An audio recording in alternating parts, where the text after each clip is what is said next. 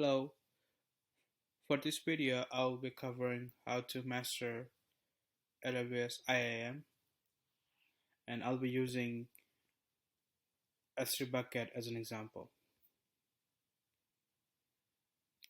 Let's say you want to provide a user with permission to an S3 bucket where the user only has read only permission. For that, you would want to start with a policy. Let's create a policy.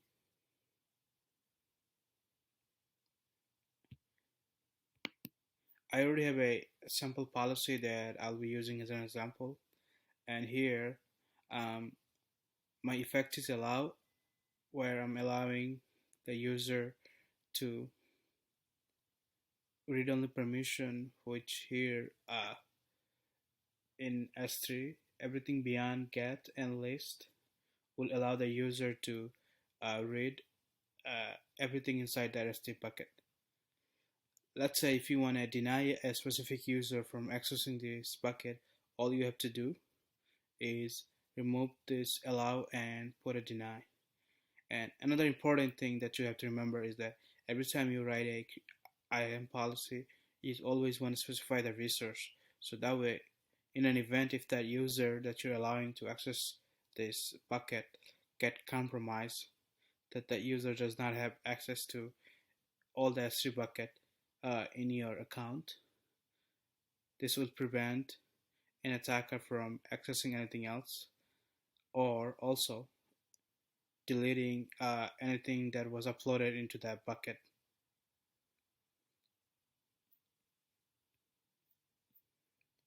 For the second part of the example, I'll be using Visual Editor here.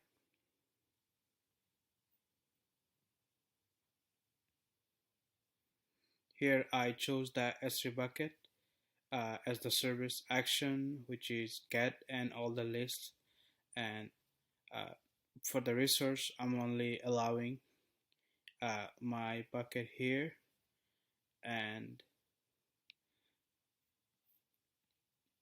that's it. And next step would be to add any tags that you want to add and review, and you would want to provide a name.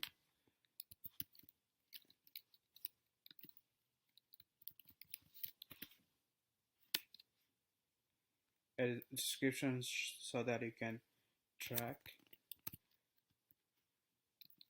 why the bucket permission was created.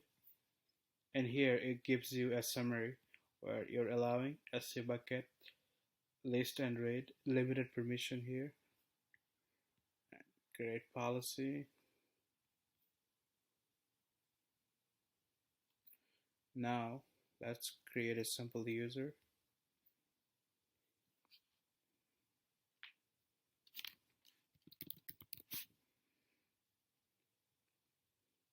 And for this example, it's only going to be programmatic access and permission.